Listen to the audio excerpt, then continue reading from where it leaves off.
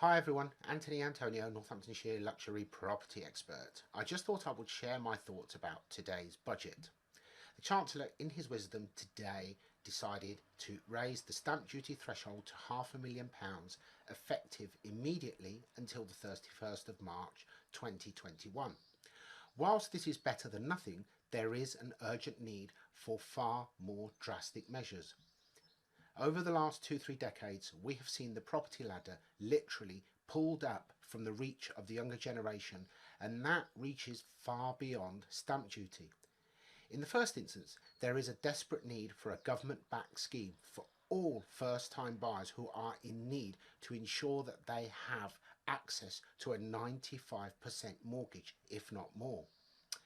We all peddle the notion about property creating wealth, but I would urge you to consider that this generation's equity is the next generation's debt, and there comes a time for humility and less economic arrogance, because over the next decade or so there will be a sharp decline in buyers in their 30s and 40s coming through, and that will be catastrophic economically, politically and socially.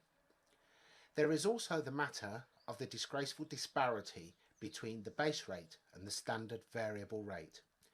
Anyone who has had any financial upset during the recent crisis, whose mortgage deal is coming to an end soon, will struggle to get another deal because the lenders cherry pick the best of borrowers. This is about people's homes, not luxury goods. The difference between the base rate and the standard variable rate used to be as little as 0.5%. Now it's around 5%. That is a massive difference for people to be penalised, often through no fault of their own. This means that those in the most fortunate position can get deals at less than 2%, yet those who may not have a steady income or even had a late payment cannot. The market may be crawling along at the moment, but unless something major is done, the stagnation will continue, and when the stamp duty holiday ends, it will cause a rush of completions followed by a slump, just as the end of double tax relief back in 1988 did, if any of you remember that. It should have been tapered out over months, not cut overnight, just in the same way as they should have implemented it and not leaked that they were thinking about implementing it, because I dread to think how many completions have fallen down over the last few days because people have suddenly instructed their solicitors not to exchange because of the impending changes to the stamp duty regulations.